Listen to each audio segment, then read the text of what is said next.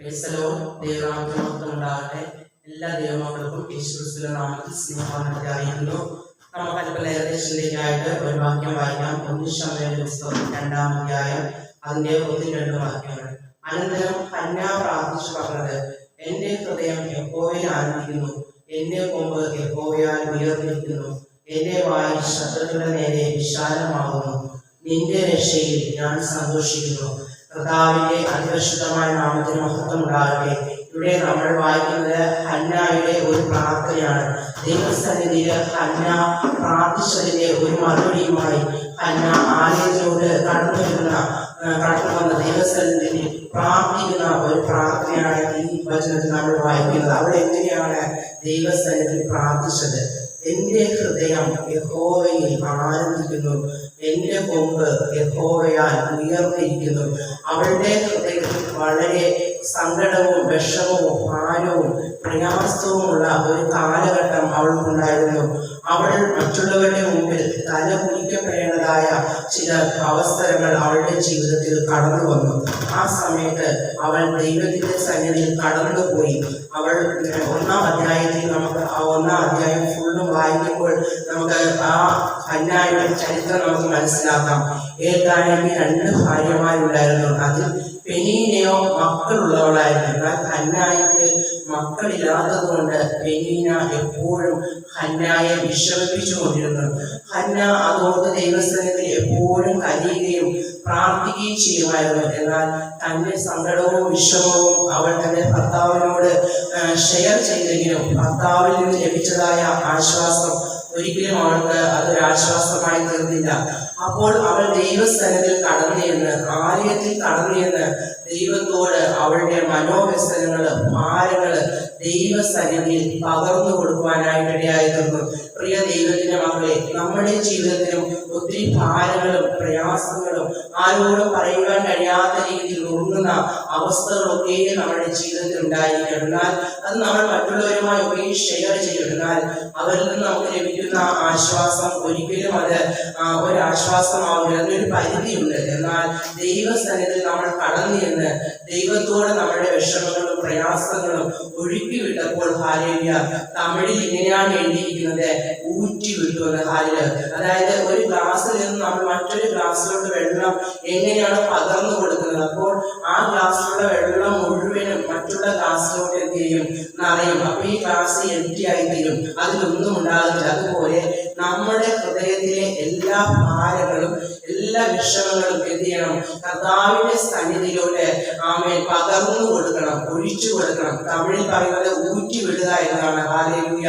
അപ്പോൾ കർത്താവിന്റെ സന്നിധി, അതുകൊണ്ടാണ് സങ്കീർത്തനം 55-ാം അധ്യായത്തിൽ ഇങ്ങനെ എഴുതിയിരിക്കുന്നത്, നിന്റെ ഭാരം യഹോവയുടെ മേൽ വെച്ചുകൊള്ളുക, അവൻ നിന്നെ പുലർത്തും. ഹാലേലൂയ. അപ്പോൾ നമ്മുടെ ഭാരങ്ങള് ദൈവത്തിന്റെ സന്നിധിയിൽ വെച്ചതിന് ശേഷം നമ്മൾ എന്ത് ചെയ്യാൻ പാടില്ല? അത് പിന്നെ എടുക്കാൻ പാടില്ല. അത് തമിഴ് ഇങ്ങനെയാണ് എഴുതിയിരിക്കുന്നത്, വൈത്ത് വിടുങ്ങൾ. വൈത്ത് വിട്ട് കഴിഞ്ഞാൽ പിന്നെ എന്ത് ചെയ്യാൻ പാടില്ല? അത് എടുക്കാൻ പാടില്ല. ഇപ്പോൾ നമ്മൾ പോസ്റ്റ് ഓഫീസിലും പഞ്ചായത്തിലൊക്കെ എന്ത് ചെയ്യും? നമ്മൾ പഞ്ചായത്തിലൊക്കെ ഓരോ വീടിനും അല്ലെങ്കിൽ ഒത്തിരി കാര്യങ്ങൾക്ക് അപേക്ഷ കൊടുക്കാറുണ്ട്. അപ്പൊ ആ അപേക്ഷ നമ്മൾ ആ ഓഫീസിൽ സമർപ്പിച്ചു കഴിഞ്ഞാൽ പിന്നെയും പോയിട്ട് അപേക്ഷ നമ്മൾ എന്ത് ചെയ്യത്തില്ല? എടുത്തോണ്ട് വരികയില്ല. അപ്പോൾ നമ്മൾ ദൈവത്തിന്റെ സന്നിധിയിൽ പകർന്നു കൊടുത്തതായ വിഷമം, ആ പ്രയാസം അല്ലെങ്കിൽ നമ്മുടെ ഭാരങ്ങള് അതെല്ലാം ദൈവസന്നിധി പകർന്നു കൊടുക്കുമ്പോൾ തക്ക സമയമാകുമ്പോൾ ദൈവം എന്ത് ചെയ്യും? നമുക്ക് മറുപടി തന്ന് ഹാലേലൂയ, നമ്മൾക്ക് മറുപടി തന്ന ദൈവം നമ്മളെ അനുഗ്രഹിക്കുവാനിടയായി. പ്രിയ ദൈവത്തിന്റെ മക്കളെ, ഹന്നായുടെ വിഷമങ്ങൾ എന്ത് ചെയ്തു? ആലയത്തിൽ കടന്നുപോയി ദൈവത്തിന്റെ സന്നിധിയിൽ പകർന്നു കൊടുത്തപ്പോൾ അവളുടെ എന്തായിരുന്നു അവളുടെ വിഷമം? അവൾക്ക് ഒരു തലമുറ ഇല്ല എന്നുള്ളതായിരുന്നു. അങ്ങനെ ഒരു തലമുറയ്ക്ക് വേണ്ടി അവൾ ദൈവസ്ഥലത്തിൽ പ്രാർത്ഥിച്ച് കരഞ്ഞ് ദൈവസ്ഥലം അവളുടെ വിഷമങ്ങൾ സമർപ്പിച്ചു കൊടുത്തപ്പോൾ തക്ക സമയമായപ്പോൾ അവൾക്ക് ദൈവം ഒരു തലമുറയെ ദാനമായി നൽകുവാനായിട്ടിടയായിരുന്നു. അങ്ങനെ ആ തലമുറയെ കിട്ടിയ സന്തോഷത്തില് ആ തലമുറയെ ദൈവത്തിന്റെ സ്ഥലത്തിൽ കൊണ്ടുപോയി അവനെ സമർപ്പിച്ചതിന് ശേഷം അതിന്റെ 1-ാം അധ്യായം ലാസ്റ്റ് ഭാഗത്ത് ഇങ്ങനെയാണ് എഴുതിയിരിക്കുന്നത്, അവൾ ഭക്ഷണം കഴിച്ചു, അവളുടെ മുഖം പിന്നെ വാടിയതുമില്ല. അത്രയും നാള് അവളുടെ മുഖം എന്ത് ചെയ്തു? കരഞ്ഞും ദുഃഖിച്ചും വാടിയും കൊണ്ടിരുന്നു. എന്നാൽ പിന്നെ അവൾ ദൈവത്തിന്റെ സന്നിധിയില് ഒരിക്കലും എന്ത് ചെയ്തില്ല? മുഖം വാടി കണ്ടില്ല. സ്തോത്രം. അങ്ങനെ തക്ക സമയമായപ്പോൾ അവൾക്ക് ദൈവം കൊടുത്ത തലമുറയുമായി ദൈവസ്ഥലത്തിൽ കടന്നു വന്ന് അവൾ പ്രാർത്ഥിച്ച പ്രാർത്ഥനയാണ്. 2-ാം അധ്യായം 1-ാമത്തെ വാക്യത്തിൽ എഴുതിയിരിക്കുന്നത്, എന്റെ ഹൃദയം യഹോവയിൽ ആനന്ദിക്കുന്നു, എന്റെ കൊമ്പ് യഹോവയാൽ ഉയർന്നിരിക്കുന്നു. അങ്ങനെ അവളുടെ തല ഉയരുവാനായിട്ടിടയായിരുന്നു.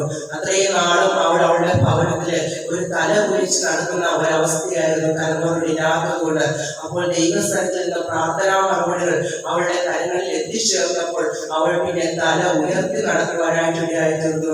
പ്രിയ ദൈവത്തിന്റെ മക്കളെ, നമ്മൾ ഏതെങ്കിലും വിഷയത്തിന്റെ മേൽ മറ്റുള്ളവരുടെ തല ഉയർത്തപ്പെട്ടിട്ടുണ്ടെങ്കിൽ, നമ്മൾ ഞെട്ടിച്ചു പോയിട്ടുണ്ടെങ്കിൽ, ദൈവത്തിന്റെ സന്നിധിയിൽ നമ്മുടെ വിഷമങ്ങൾ സമർപ്പിച്ചു കൊടുക്കുമ്പോൾ, പ്രയാസങ്ങൾ നമ്മൾ നേരിടുന്ന ഏത് വിഷയമാണെങ്കിലും നമ്മൾ ദൈവസന്നിധി സമർപ്പിച്ചു കൊടുക്കുമ്പോൾ, തക്ക സമയമാകുമ്പോൾ നമ്മുടെ തലയെ ഉയർത്തത്ത രീതിയിൽ ദൈവം നമുക്ക് വേണ്ടി പ്രവർത്തിക്കുവാനായിട്ടിടയായിരുന്നു.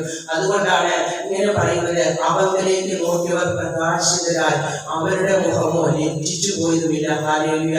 അതുകൊണ്ട് നമുക്ക് ദൈവസന്നിധിയിൽ ഹല്ലേലൂയ നമ്മുടെ വിഷമങ്ങൾ മറ്റുള്ളവരോട് ഷെയർ ചെയ്യുന്നതിനെക്കാട്ടി ഉപരിയായി നമ്മുടെ പ്രയാസങ്ങൾ ദൈവത്തിന്റെ സന്നിധിയിൽ സമർപ്പിച്ചു കൊടുക്കുമ്പോൾ ഒരിക്കലും നമ്മൾ ലജ്ജിച്ചു പോകാനിടയാകത്തില്ല. നമ്മുടെ തലയെ ഉയർത്തുന്ന ഒരു ദൈവമുണ്ട്. സ്തോത്രം. അപ്പോൾ നമുക്കും പറയുവാൻ ഹന്നായോടെ കൂടെ പറയുവാനായിട്ടിടയായിത്തീരും, യഹോവയാൽ എന്റെ കൊമ്പ് ഉയർന്നിരിക്കുന്നു. ഈ വചനങ്ങളാൽ ദൈവം നമ്മളെല്ലാവരെയും അനുഗ്രഹിക്കട്ടെ. God bless you.